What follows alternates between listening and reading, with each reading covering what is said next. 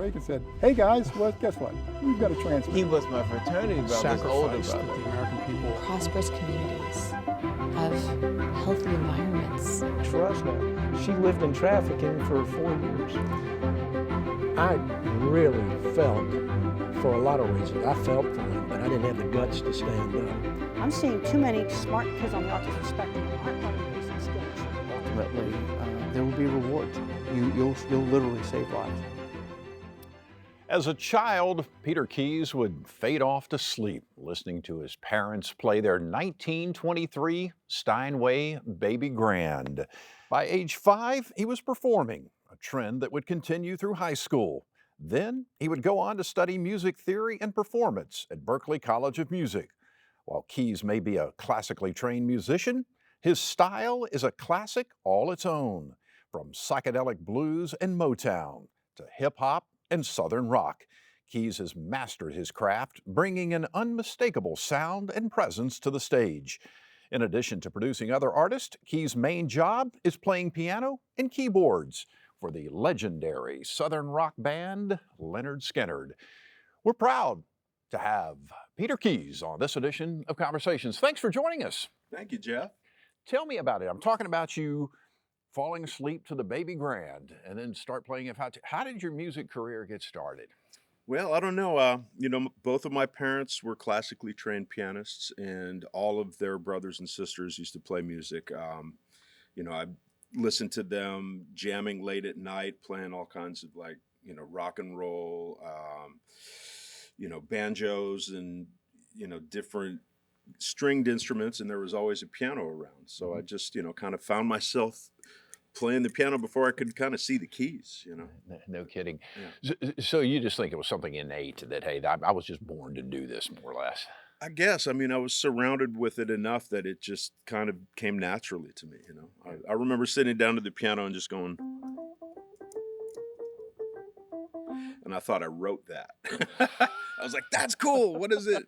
So it's just rock and roll has kind of been in my blood since I can't remember when, So I said you started performing around 5 years old. So what were you performing? What kind of stuff were you doing? My parents put me in music school when I was really young. I think when I was 4, I went to Neighborhood School of Music in New Haven, Connecticut. And so I was playing classical stuff, like Bach and Beethoven in my first performance. I do remember wearing a blue velvet suit and getting up in front of all of the parents. And I was like, oh, this is really cool. You know? Yeah. So. Yeah. And then you played in various bands through high school and all. What was that like for you? It was fun. It was, kind of a way to express myself, differently than, I guess, I don't know. It was fun. We had a good time. We played, we did a talent show in, I think it was 7th grade, and we beat the kids in 8th grade, and I was like, yes, we won, and we played, I think we did a cover of My Girl, Okay. and I did a funk arrangement of it, which was different, so it's just, it was a way, just a way for me to get attention, I guess. I don't know. I've always been kind of that kid, that wanted to be out there. I don't know.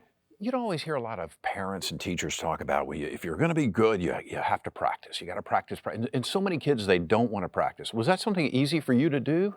No, man, I remember not wanting to practice. And Really? My mom's like, you have to practice. I'm like, but I want to go play. I could see the kids outside the window playing, Right. and I was inside practicing, and it felt kind of like punishment, but it turned out to be the best thing that I could have done. Right. Now, you went to Berklee College of Music, studied music theory and performance. Talk a little bit about that, because oftentimes we don't necessarily think about, rock and roll or country singers being, studying music theory, so to speak. Well, I hate to burst your bubble, but I actually got thrown out of Berklee College of Music for not practicing and for not studying. The cool thing about Berklee was being surrounded by all of the people that were doing it. And, to be honest, I was terrified and really intimidated by the level, that people were performing at just in such a huge volume. I ended up playing with a bunch of people, kind of cutting class and going out to play in the bars and clubs. while people were back at school studying. So, it was, that's kind of my story. Well, talk a little bit about though, but you do kind of have a background of being classically trained. How has that helped you as you've even into the rock and roll and Motown and hip hop? Well, the classical training, it just got my technique together as a child, right? And it's really about being comfortable on your instrument, so that I can hear something and convey it without having to think about it. And that was, very much about having that technique, getting your fingerings right, and knowing where to put your hands down to make that sound, and to kind of get rid of the body and become part of the instrument. So that is all about practice and familiarity with your instrument, and that's what the classical training really gave me. The music theory and the math behind all of that stuff is how I can convey that to another musician, right? It's like charting things out, saying, okay, this is the key, this is the chord, these are the changes, So it's really about just how we communicate musically. Right. Has it made it easier? So if I walked in here today and I said, okay, here's a piece of music I want you to be able to play in an hour or so. I mean, would that classical training help you being able to adapt quickly like that? Yeah, absolutely. I mean, again, I'm not the best sight reader in the world. I've played by ear pretty much my whole life. I remember my first teacher was like, okay, cool. Can you play this? I said, well, can you play it for me first? Okay. And he'd play it, and I'd just kind of pretend to look at the page and play along and remember what I heard. So, yeah. Neat. Well, what's your approach when you write? When you sit down to write a song or write music, what's your approach to doing that? It varies. Sometimes I'll have an idea, like a lyrical idea or a melodic idea, or sometimes I'll just sit down and play something and see what speaks to me. It's, really depends kind of emotionally and just kind of what's going on in my world as to how I, write, really.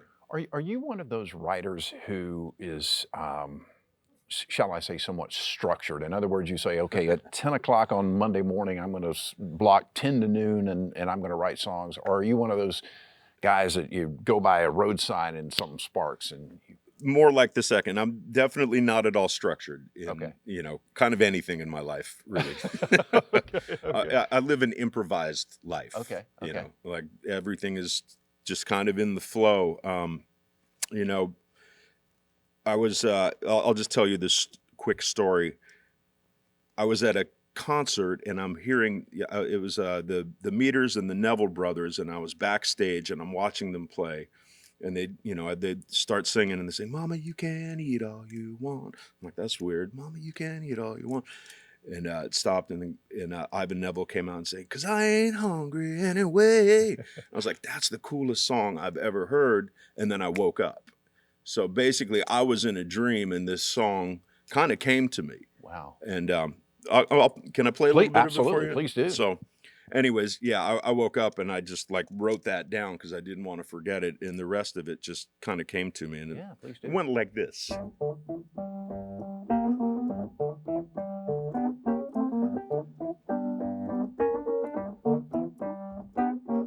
"Mama, you can eat all you want. Mama, you can eat all you want. Go ahead and eat all you want. 'Cause I ain't hungry anyway. Mama, you can sleep all you want. Mama, you can sleep all you want. Go ahead and sleep all you want.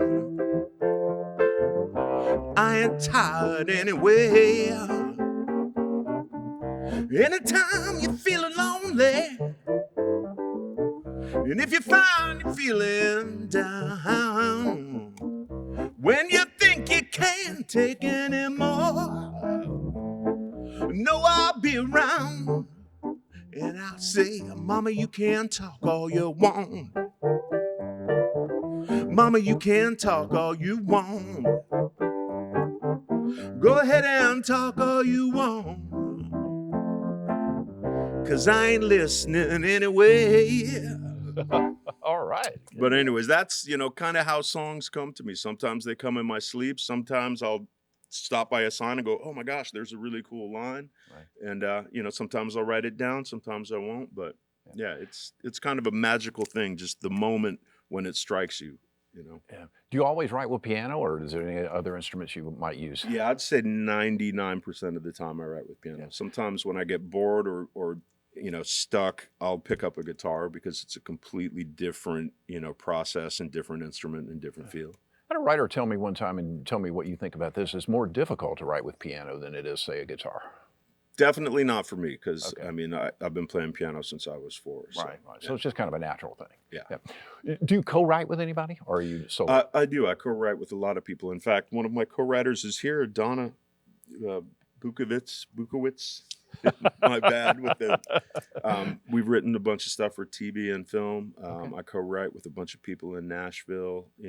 Just really depends on who calls and what's going on. Do you enjoy doing that more than doing it solo, or It's does it matter? It kind of doesn't matter. I do enjoy having input from another person, like bouncing ideas back and forth. Sometimes, you can get stuck with one idea and get yourself into a corner, and somebody else can just say, like a really quick phrase and help you out. Or, that sometimes I can see, what somebody else is writing, see something that they're not seeing, Right. So yeah, co-writing is definitely a benefit. Do you write for a genre? I mean, do you say, I'm going to sit down and write a rock song or a country song or a blues song? Or Pretty much no. No. Yeah, I just kind of write what comes to me at Yeah. the time. Yeah. Yeah. Do you have a favorite genre? Music. Just anything? Yeah. Yeah. Do we box ourselves in with genres, you think, too I much? think so. Yeah, Yeah. absolutely. Yeah, because you hear a lot of things that that may get boxed in the country or rock or whatever that could really easily Right. cross over. It's just good song's good song, right? Yeah, that's, for me, it's about what is the emotion, what is the idea, what is the main concept, what are you feeling and how do you convey that? Right. And you can take a song from one genre and turn it into another genre, and it may say something completely different using the same words and chords. Yeah, yeah. Did you have a favorite or someone you looked up to when in your younger days that you said, "Wow, I want to be like this person," or? Oh yeah, there's a ton of influences. I mean, I think it was the Beatles, and then it was the Rolling Stones, and then it was Frank Zappa, and then it was Jimi Hendrix, and then it was the Beatles again. It's just it changed all the time. Yeah. Yeah. Tell me a little bit about your career after you left Berkeley and you're out in Northern California for a while, and tell me kind of the progression of that. So basically, when I left Berkeley, I went back to San Francisco, and a good friend of mine who I met at Berkeley, Jay Lane, he got thrown out of Berkeley or left Berkeley like 2 weeks before I did. And he was playing in a couple bands in the Bay Area, and he said, "Hey man, you should come back to San Francisco. We're doing all these gigs." So I went and played in the underground music scene of San Francisco from like the late '80s through the early '90s. Hooked up with old blues guy in West Marin, Chuck Day, and he took me under his wing, and I learned the blues from him. Played with him. Blue Mondays was a residency he had at this bar called 19 Broadway, and we did every Monday night for about 3 or 4 years. And I think I got paid $12.50 a night to do that. Probably drank 50, so I ran a deficit, but that's what the blues was all about, That's neat. You ended up in Detroit for a while, right? Yeah, so I moved from San Francisco to Atlanta. Just kind of, I had another friend who was like, "Hey, I got a couple sessions in Atlanta. You want to go there?" I was like, "Great." I went there for 2 weeks. I ended up staying 3 years, and that's where I hooked up with the people from the original Parliament Funkadelic. Okay. Toured with them for several years, actually. Ended up moving to Detroit while I did that gig, and stayed in Detroit for several years, and then moved down to Nashville, which is where I live now. Yeah. What took you to Nashville? Music. Yeah, I mean, it's Music City, obviously. Yeah. Nashville is Music City. So, what happened in Detroit around 2007, 2006, I partnered with some people and bought an old church and turned it into a recording studio. And then 2008 came around and the bottom fell out of the housing market, and the whole, economy went in the tank, and it was really difficult to make any money there. and I'd been doing, various gigs with this group out of Nashville called the Music Mafia. So I kind of took a chance and came down to Nashville for an audition with another band that I will not mention. And I got the gig, and they put me on salary, so I was able to move down to Nashville, which is where I moved there in October, November, December, January. Billy Powell passed away from Skynyrd. Then I got a call in March asking me if I was in Nashville, and they said, we'd like you to learn Give Me Three Steps, Call Me the Breeze, Sweet Home Alabama, and Freebird note for note. It was a friend of mine, a guitar player. And I was like, well, sure, but why? He's like, well, I got you an audition with Lynyrd Skynyrd. I was like, oh my gosh. So that's how I got the Skynyrd gig. Yeah. What was the audition like? How intimidating was that? It was terrifying. My knees are shaking just thinking about it. They called me in, and they said, learn these note for note. You'll be up against a bunch of other keyboard players. So I showed up at the audition, and they sat me down at the piano, and it's like the band set up around me, all looking at me. Oh, wow. And I'm like, oh my gosh, there's Gary Rosington and Johnny Van Zant and Ricky Medlock, and they're all looking at me. Ah. And there's a camera all up in my face and stuff. But I did the work. I practiced a lot, learned the songs note for note, and played the songs. And I said, thank you very much for the opportunity, and walked out kind of like scared. And they were like, what was that? And, they called me back later that evening, and they said, thank you for being prepared. And my thought was like, well, who comes unprepared? And apparently everybody else. Yeah. So, they called me back, and I came back the following week, and they said, what do you want to play? And I said, let's run the set. And they're like, what? We can't run the set. We're auditioning bass players. I said, well, cool. What do you want to play? So, Okay. And at that point, they said, you're our guy? At the end of that audition, Gary Rosington handed me a set list. He said, make sure you know all of this. And I was like, okay, I think I got the gig. And then they called me later that night and said that I got the gig. Yeah. So what's it like, the first big show? It was absolutely terrifying, but, it was amazing in every kind of way. We play through the set, and we get to Sweet Home Alabama. And before the show, Johnny Van Zant said, okay, so here's what's going to happen. We're going to play the set. We're going to do Sweet Home Alabama. We're going to come off the stage. Then we're going to come back on the stage, and I'm going to ask the crowd if they want to hear one more song. The crowd's going to say, yeah. I'm going to say, what song is it you want to hear? And they're going to say, Freebird. And then you start, because Freebird starts on the piano. Right. So we get off the stage, and Ricky Medlock pats me on the shoulder. He's like, great job. Here comes the important one. Don't mess this up. And I was like, oh, great. Right. So now I'm like really freaking out, because, this is, Freebird. It's like that big song. And Johnny gets on the stage and he says, you guys want to hear one more song? And they said, yes. And I went, and he turns around. He's like, what song is it you want to hear? And I was already playing it. Right. But I knew if I didn't start at that exact moment, I would have completely messed it up. So that's what that first show was like. Where was the first show? It was in Biloxi, Mississippi. Okay. Yeah, Actually, not too far from from here. Rivage. Okay, actually not too far from here. Yeah. Tell me, a band like that, what's it like when you're getting ready to go on tour, leading up to that tour? How much do you rehearse and practice? What's it like? Well, funny story. I think we practiced 4, maybe 5 times before we left on that first world tour. Mm-hmm. So it's really about doing your work at home. Like, Okay. we practiced the show together just to make sure that we have all the transitions together. Everybody does their work at home. You have to know all of your parts, obviously. So, practicing the show is really just about the run through to get, all of the different parts and whatever choreography together. Yeah. You sit down after the show and break it down, or? No, I did study a lot of the video that I found from our first shows. A lot of times I used to play with my mouth open, and I was like, okay, that's got to stop. Right. But pretty much it's just about getting up there and doing it. Playing off the crowd, playing off the band. just having fun, more or less. Pretty much, yeah. But you're prepared when you go into it. It's not just like I'm winging it. Yeah. Now that you've been with the band for a given period of time, now do you still, I mean, as you get ready to go on tour again, do you still do a lot of rehearsing?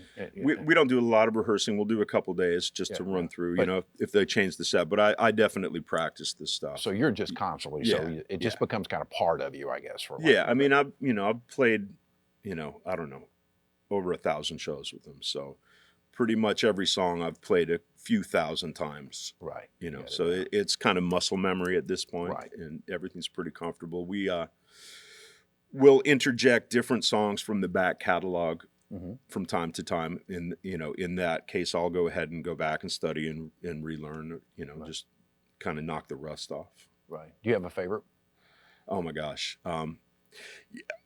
Freebird is my favorite just because it's such a huge song and it closes every show and people just lose their minds over it. And it's, it's got a huge piano intro and a huge piano solo, and it's, it's Freebird. I mean, come on. Yeah, absolutely. What was the magic about that band? Oh my gosh, the music, the songs, the legend behind it, the mystery, everything, Skynyrd's built on, today it's built on just overcoming obstacles, just the way the whole band came together. They came out of not far from here, right? Jacksonville, Florida. Yeah, Jacksonville, right? Florida. Yeah, just down Interstate 10 here. Yeah, absolutely. But they wanted to get out of Jacksonville, so they had to put a band together and do the work and practice and get really good and put music together. That kind of took them. Well, I mean, we're about to celebrate 50 years of Lynyrd Skynyrd music, which is, it's amazing for a band to be relevant for that long, for music to be relevant for that long. So it really is. And everybody knows the songs. Right. Everybody knows. I'm finally in a band that everybody knows the name of. It's pretty amazing. Yeah, that's awesome. Talk a little bit about, you do some producing for other artists. What's the story there? What do you... I've been playing and writing music for so long. It's just kind of part of what I do when I'm at home. I've got a studio at the house, and the music community is a lot smaller than you'd think, right? Yeah. You kind of know everybody, especially in a town like Nashville. There are just people that are constantly doing it. So, when we're playing, we play 90 minutes a night. So that leaves like 21 and a half hours a day to do other stuff, and then when we're not on the road, it's, 24 hours a day. So, I end up just meeting people throughout the tour, different bands that open up for us. And you just get to talk, and it's like, hey, you find some artists that you like or you want to work with, and you just kind of exchange numbers. It's like, give me a call. Pretty much everybody lives in Nashville now. Right, so, right. That's... You've seen a lot of the LA crowd and New York crowd come to Nashville, haven't you? Yeah. It's just kind of, and there's a lot of talent there. There is. No question about it. And again, it's a pretty small community. Well, not small, but a very tight knit community of people that do this for a living. Right. It's like you start meeting people, and eventually you get, 1 degree of separation between anybody. So, if you dig what somebody else does, there's a good chance you want to work with them. So. What advice would you give to a young artist today trying to make it? What advice would I give to a young artist? My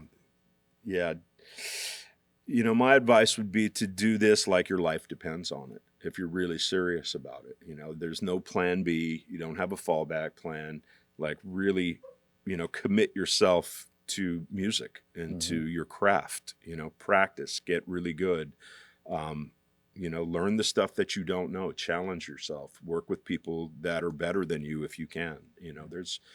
You have to really be committed to this life and to the craft in order to be successful at it, because, it's not an easy road for sure, You think there are more opportunities in today's world with all the technology and, the YouTubes and Spotifys and all this? Oh, certainly. Yeah. There's so many different avenues and revenue streams and way that you can make money making music. Again, it's about finding your niche, honing your craft, and just really sticking to it, being persistent. Yeah. What are your goals as you look out the next 5 to 10 years? What do you hope to be doing? Just playing, writing, recording, producing. I started taking a film scoring course And I've been, studying all of the different styles, everything from Hans Zimmer to, doing music for picture, scoring to picture and to film. Donna and I have written a few really cool theme songs for TV shows and stuff like that. So. How is that different? And that's got to kind of be a different mindset, I would think, trying to score for a film versus writing a song that you're going to perform. Yeah, it was really surprising to me how different the music is for something like that, right? Because writing songs and writing pop songs and writing rock and roll songs, you've got a pretty similar structure to all of them. But when composing for film or TV, you're trying to capture an emotion or a feeling or a vibe, and there's really not many rules, right? You don't need like an intro, a verse, a chorus, and a bridge and a chorus out.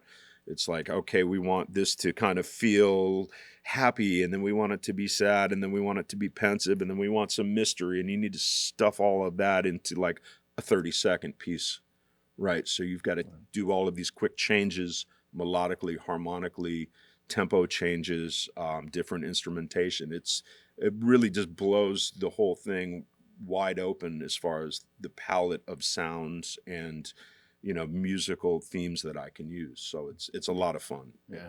Is it difficult to transition? I mean, from one day you're maybe working on a song and then you're going into that, or is it pretty easy just back? No, and forth? It's actually quite refreshing. Is it just a change? I guess. Yeah, because I don't have to get into that box, right? We were talking about getting pigeonholed or into that box of a genre or a style. It just takes away all of those barriers and boundaries. Peter, it was a real pleasure. Well, thank you, sir. PeterKeys.com, right? People learn all Yes, about you. That's me. That's it. All right. He is the keyboard and piano player for Lynyrd Skynyrd, and of course does a lot of stuff on his own. He's a songwriter, and again, you can check him out at PeterKeys.com. Hey, by the way, you can see this interview and many more of our conversations online at WSRE.org/conversations. And also, I'd strongly encourage you to check out the PBS Video app. You want to make sure you download that. We've got a wonderful library of programs on that. I'm Jeff Weeks. Thank you so very much for watching. Hope you enjoyed the show. Take wonderful care of yourself, and we'll see you soon.